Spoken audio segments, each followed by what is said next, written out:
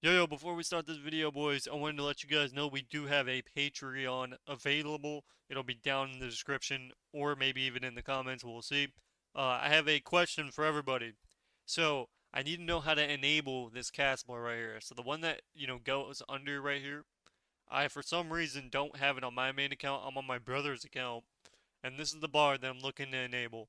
If anybody can help me do this, whether you text me on Discord and I can actually get it, I'm offering a free 0 to 1600, or if you're on EU, uh, an hour of free coaching. So that's pretty much the deal. So anybody interested in that or knows how to enable this, where I can get this back, because when I cast, I don't see the bar anymore, and I'm curious of how to get it back. I have it on my other accounts. I don't have it on my main account. So anybody that knows how to turn it on or whatever that, make sure you hit me up. Otherwise, that's pretty much it. Enjoy the video, and I'll see you guys then. Alright, boys, now back to the video here. I have a few clips for you guys here today of some subby rogue. Now, obviously, I'm not fully geared. I'm actually probably around half. I'm still working on crafting gear and all that good stuff. But, your ideal opener is sapping. Usually, if I'm playing with somebody that I know will CC, I'm just gonna Shadowy Duel off my stun. So, like, the moment that healer's off that sap, we're gonna Shadowy Duel. And then the moment we get out, we're gonna blind. So here we got double trinket, bop, bubble, dab of the swords, and that's all in just one go. Obviously, the problem with sub rogue is even if you get all of these cooldowns in the opener, it doesn't necessarily mean you'll win in the opener, but there are some examples. Obviously, this game's a little bit lower rated, so here I go for the Vanish. Anytime you smoke bomb like that off of a kidney shot, usually it gives you that 1 second in between to get the sap. Unfortunately, my guy Haj DR'd and it broke the sap, but we end up killing him regardless. Again, this is just a low rated game, just pretty much an example. I almost break the DR rep, but oh well. Make sure you're keeping up those ruptures. Again, I'm playing the Trickster build. I think the Trickster build is just so much better. And I would suggest playing with the Mage. If you're best in slot, sure you can make healer DPS work at like 1600, 1700. But let's be honest, a rogue in general will usually get stomped by most of everything right now. Especially in twos. Maybe like assassination can beat a few things, but like usually you're just gonna get pummeled to the ground. As you can see, we go for the DR sap. Always look for those saps because they will win you games. A lot of the times you won't have the energy for it, so just don't worry about it. But when you can get it off, make sure you're trying to get those DR saps off your whether it can be off of anything, off of reps, off of Hodges. Obviously, if the DR is about to end and you have blind and stuff available, you don't want to do it. It's just something you want to do off CZ that you've already done. So anytime you're facing a rogue mage as a rogue, what these guys like to do is every mage is playing Night Elf now, so they'll use their racial and they'll sit on top of the eyeball. Now I was like, okay, this guy could be anywhere. More than likely, they're gonna be on the eyeball, and you'll see here that I'm like, okay, I'll check the eyeball, and he happened to be there. So he's gonna use his stealth. I'm like, okay, I'm gonna wait. So our main goal is to get our opener versus Rogue Mage. Even though we have the upper hand because we're playing healer DPS and double DPS isn't really good at all, there is still a chance that these guys can win. If they just play really good and they outplay us, they can win. So we're looking around. I don't get a hint of this guy. I don't get a scent in my nose hairs. So I'm like, okay, he's playing somewhere waiting for the eye. So all they're trying to do is they're waiting for the eyeball. They're going to sap the healer, and then they're going to go me. So I'm like, okay, we'll wait for the eyeball, and then we'll open. Now, if I get the sap, usually your healer can just 1v1 him. My guy's playing a damage build, so he's able to do that. But usually I'll just open, and I'm not going to be, I'm running Cheat Death. Anytime you face a double DPS, run Cheat Death. Trust me, even though Cheat Death isn't as good as it used to be, it'll save you sometimes. Like, a lot of times, it can save you. Anytime you face a rogue in general, unless it's like an outlaw rogue or assassination, you wouldn't play Cheat Death. Because Sub Rogue is only going to be able to kill you during their burst, and they're going to Shadow Duel you every time they burst. So here I'm like, okay, I'm going to look by the eyeball, see if I can get him, and he happened to just be sitting right on the eyeball. So here I was like, oh, well, see him. He trinkets, Frost Novas, good trinket by him. I instantly vanished on the step. Here I'm not going to open. The reason I don't open is because this guy just used all of his cooldowns for no reason. There's no point in me opening right now currently. I can wait a little bit, give it a little bit of time, and then I can open. Now, usually you would want to wait his entire burst rotation, but I'm too lazy to do that, so I literally just run around the pillar until he gets me out. So we just wasted 15 of his CC. So here we open. We're only going to trinket if he blades us. So here he blades. So our guy runs into it, thankfully. At this point, we kidney shot. I vanish to get to him because I don't want to use my step in case we want to go to the mage. So here we put rupture up on him in case he tries to vanish. So he's going to vanish here soon. I have a rupture on him, so he's going to be coming out. He DR cheap shot. That was a big mistake. Never DR cheap shot because this is what happens. They end up not getting anything, and I get a racial sap. Again, this is why you play Night Elf, for that extra vanish. If I didn't have it, I wouldn't have been able to sap. He blocks my sap, and off this, we can literally just sap him again. And that's all there is to it. I don't know why that was a black screen, but it must be like a little time. I might be a little bit off, so you might be seeing some black screens here, but oh well. So here we try to sap Stevo. We cheap shot. For some reason it didn't go off. My guy's gonna probably rep. Let's see. It looks like he DR Hodges into a rep. So yeah, he should have repped off the stun and then maybe DR Hodge, but at least we got it. Usually he would have been kicked right there. Here we blind off it. The fact that he doesn't trinket instantly is rare. Usually 9 times out of 10 he's gonna trinket it's gonna be instantly. I think he realized what I was trying to do, and he actually did a good thing. Because if you trinket instantly there, for like half a global, I can resap you. The reason I was standing there spamming my sap is because for about 1 or 2 seconds, you're able to spam sap without it resapping. That way when they trinket, it automatically saps them. If you're wondering how people resap trinkets so quick, it's because they're spamming it.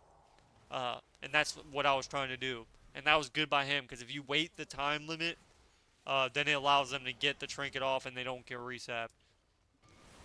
So we end up getting a lot of cooldowns, and this is another thing that rogues don't really understand. If something isn't working, you have to swap. So let's say, for example, I'm going on this DK, we're doing a lot of damage, we're doing as much damage as I can. Obviously, if I'm in full best in slot, I'm probably going to be able to do a lot more damage and being able to actually kill him. But and if you're wondering about the cast bar thing, I can't actually see their cast bar on their frames. I see it on their actual character, but I want to see it under the thing like I could on the screenshot at the beginning. So again, if anyone knows how I can turn that on, I'm offering a good price here.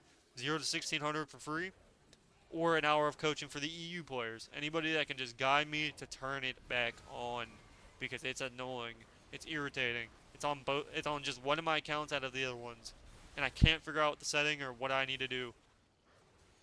But so we get the DK low again in another situation where we're in trouble. We don't have much cooldowns left, and this guy is just not dying. I'm using all the damage in my Colte here. I'm doing the most CC I can, and this guy will not die. So at this point, we're like, okay, the Evoker has no trinket, no wall. We have to go the Evoker, and I realize that at this point right now, I'm like, okay, I can keep going to DK for a little bit, and I can bait some cooldowns, and then I need to absolutely blow the Evoker's back out. The DK hasn't been dying. He died like twice. Here we're looking for the resap. Again, looking for those resaps out of air. Sometimes come in, good plays. Here we kidney shot. He's going to rep. Unfortunately, he got pet kicked. And then he also gets silenced, or he got pet stunned, whatever. But, we're kind of in trouble. Thankfully, DKs aren't in the best state right now. I'd say Frost DK is, I'd say Unholy DK is probably A tier still easily. It's probably like where Sub Rogue is. They're like both equally not that good. Obviously they do damage and they're okay. I'd say Frost DK. I'd say DK in 2v2 Arena isn't good, but DK in everything else is good, other than like maybe like Blitz or something. So here we swap to the Evoker just before we commune in. We get the fattest proc of Eviscerates and we absolutely take him out. And that's just an example of being able to have awareness and be like, okay, well, we're not killing the DK, so we need to go the Evoker. The Evoker has no trinket.